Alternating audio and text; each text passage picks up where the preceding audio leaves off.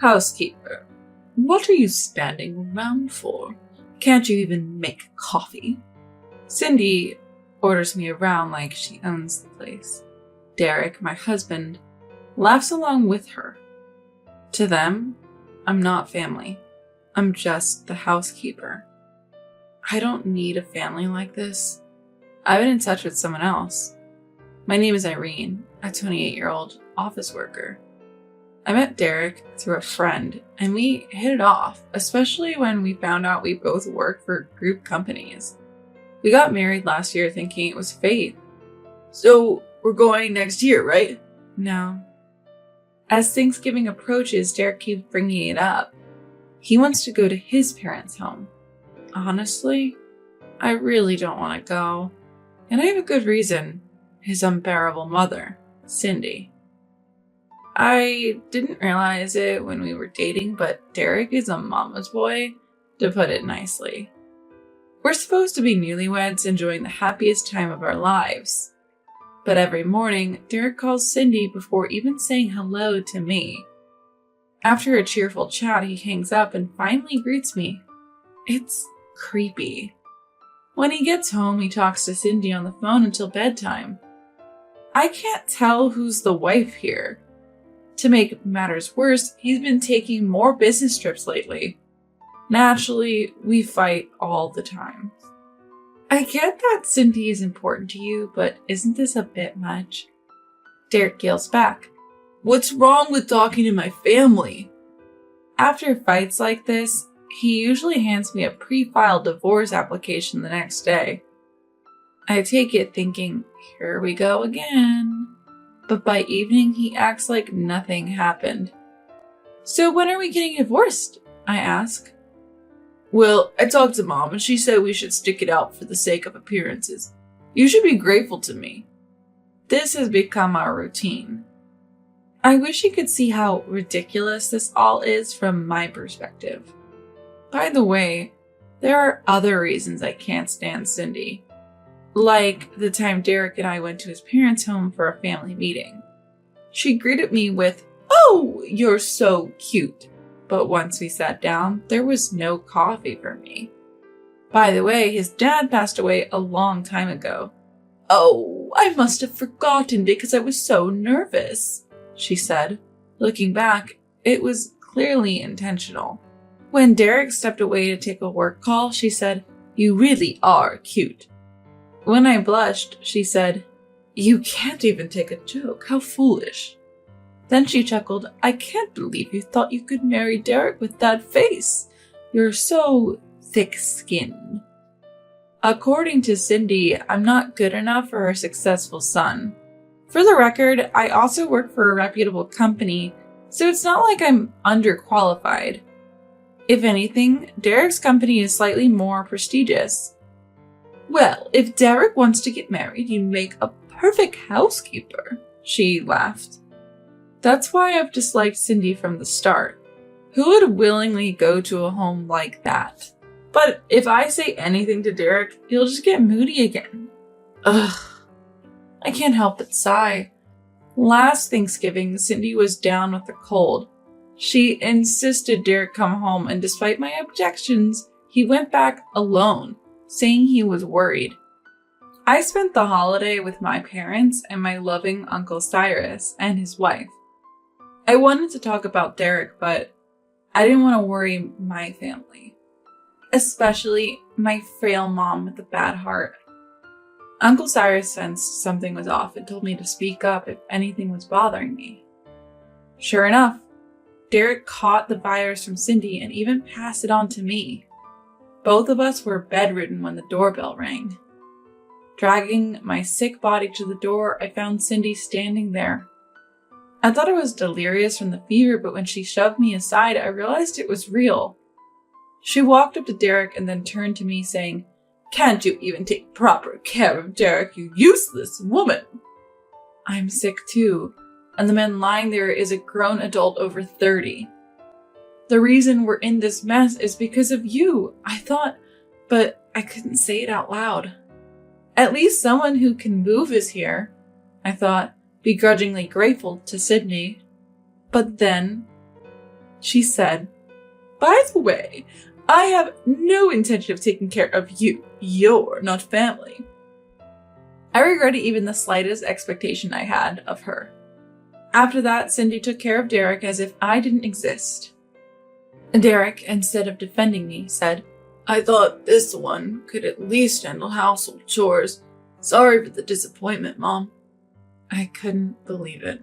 He called me this one? A disappointment? Those are my lines. What am I to Derek? Why did he marry me? I pondered these questions, but my fever was high and I fell into a deep sleep. When I woke up, Derek and Cindy were gone, and there was a WhatsApp message saying, "Feel better. So I'm going out with Mom.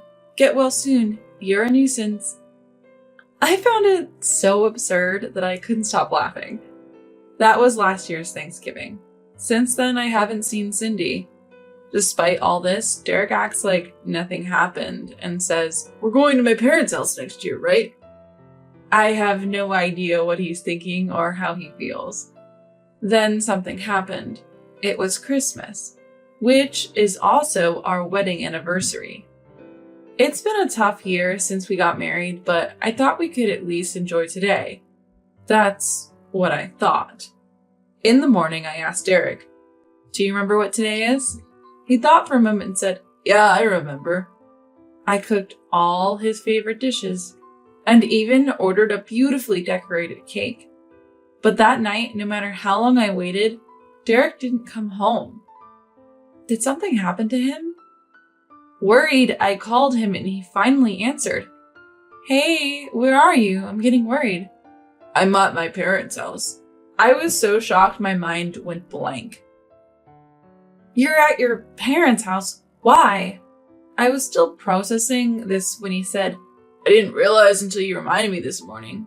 I bought a cake as a surprise for Mom, and she was so moved when she cried. I'm glad I could spend Christmas with family. You're occasionally useful." I was furious. "You know today is our wedding anniversary, right? I've been waiting for you." Realizing he messed up, Derek fell silent before finally saying, "Who are you to criticize me?" He came home late that night looking grumpy. After a long silence, I broke the ice.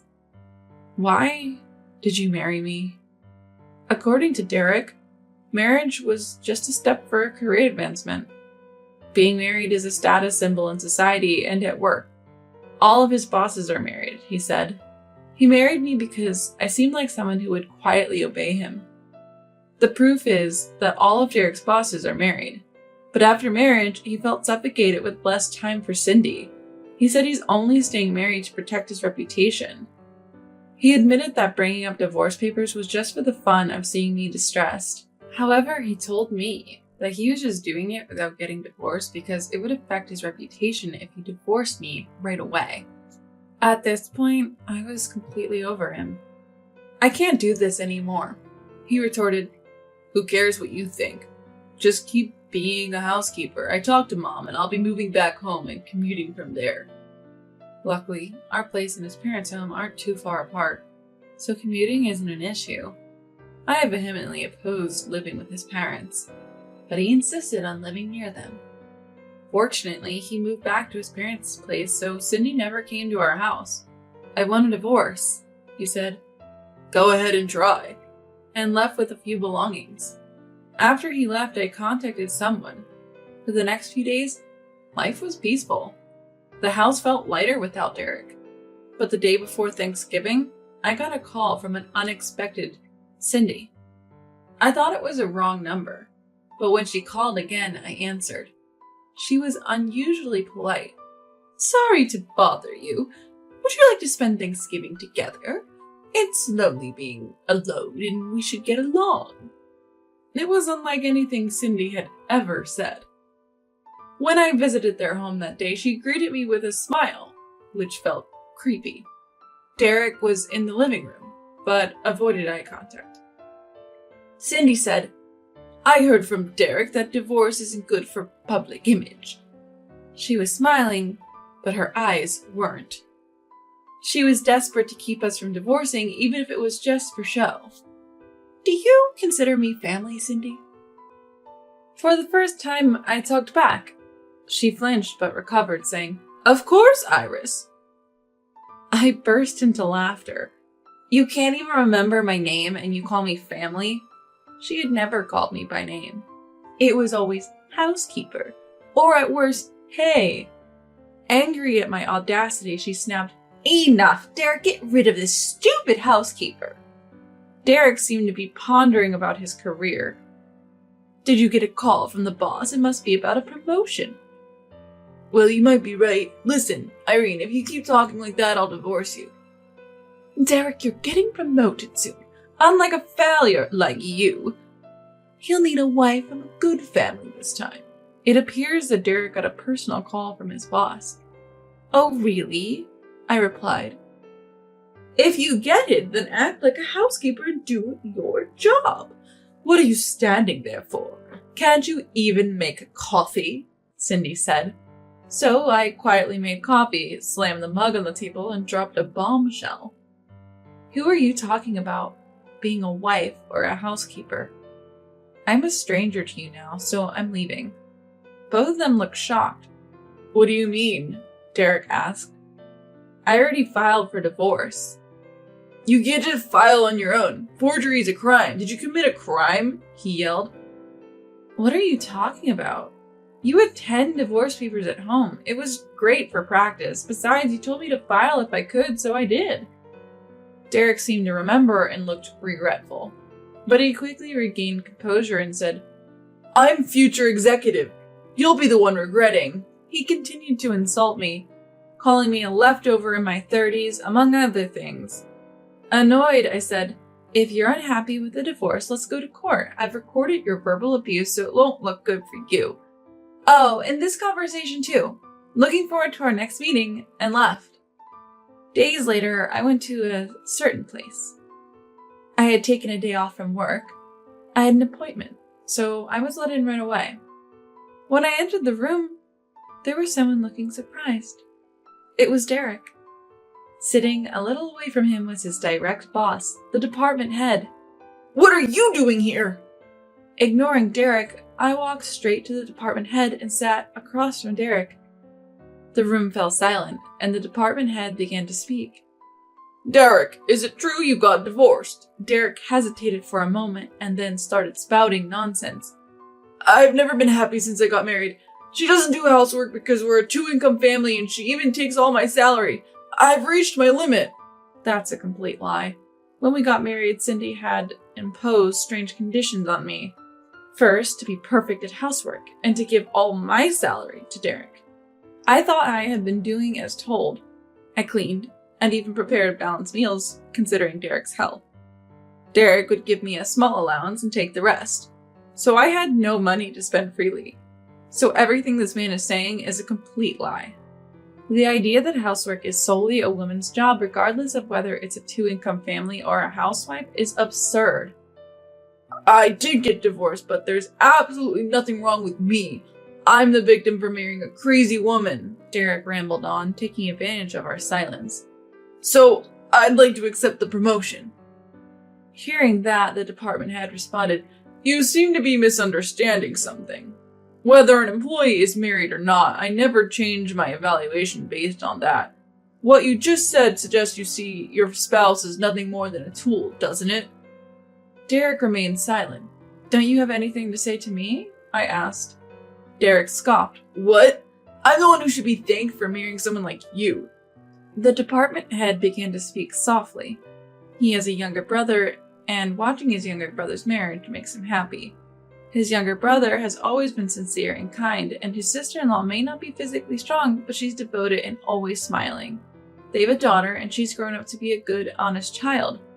Probably because she's been watching her parents. The department head and his wife couldn't have children, so they think of their niece as their own daughter. Derek looked indifferent to the story. "That's precisely why I can't forgive you," said the department head, his face turning red with anger. Then I decided to reveal a truth I had kept from Derek. "It's okay, Uncle Cyrus." Hearing that, Derek exploded. "What are you thinking? Calling the department head uncle is disrespectful." "See, she's crazy." The department head looked at him coldly. The one being disrespectful is you. You've been calling my lovely niece crazy. It's nothing but unpleasant. What? I've kept quiet, but this man is my dad's older brother. In other words, my uncle. The story of Uncle Cyrus told about his younger brother's family was actually about my family. Uncle Cyrus and his wife, who couldn't have children, have always cherished me, their niece, as if I were their own daughter. When I first met Derek and found out he was under Uncle Cyrus, I was genuinely surprised. I debated whether to tell him, but I was working in a group company and didn't want to be accused of nepotism, so I kept it a secret. Of course, I joined my current company on my own merit. No one knows that Uncle Cyrus and I are related. Our last names are common, so Derek probably never thought twice about it. I had asked Uncle Cyrus to keep it a secret until I said something. He might think we would have met at family gatherings, but we never even had a wedding ceremony. Officially, we said we didn't have time or that I was too shy, but the real reason was different. A wedding is a waste of money, Derek and Cindy had said. He probably didn't want to spend time and money on me, whom he saw as nothing more than a housekeeper. I wanted to wear a wedding dress too. My mom looked so beautiful in the pure white dress she wore in the wedding photo with my dad that's been displayed in our living room for many years. I had dreamed of that moment since I was a little girl. When my parents offered to help financially, she said, "Are you kidding me? Both parties should contribute to that. Well, I definitely won't." So we only had a small family dinner with just our parents. By the way, Derek didn't even offer to pay for the small family dinner, so I paid for it all. My parents gave me some money afterwards, saying I should keep it. I chose the place for the small family dinner, but Cindy made a snide comment. "This place is mediocre." The day after the dinner, my mom called and said, "Irene, are you sure you want to marry Derek? His mom seems a bit off too. We're really worried." I was also feeling uneasy about Derek's transformation. He was kind when we were dating, but now I realize he was probably just desperate to secure a convenient housekeeper. That's what I realized now. Back then, I was naive enough to think he would go back to being the Derek I knew and protect me from Cindy. "Thanks for worrying, but Derek is usually very kind. I'm sure he'll protect me," I assured my parents, who didn't press the issue after that. However, I had asked Uncle Cyrus to keep an eye on Derek. Learning the truth, Derek was visibly shocked. "There's no chance of a promotion. I can't forgive how you've treated Irene, but you've done something else unforgivable, and you know it," Uncle Cyrus said. Derek went pale. I couldn't care less what happens to him.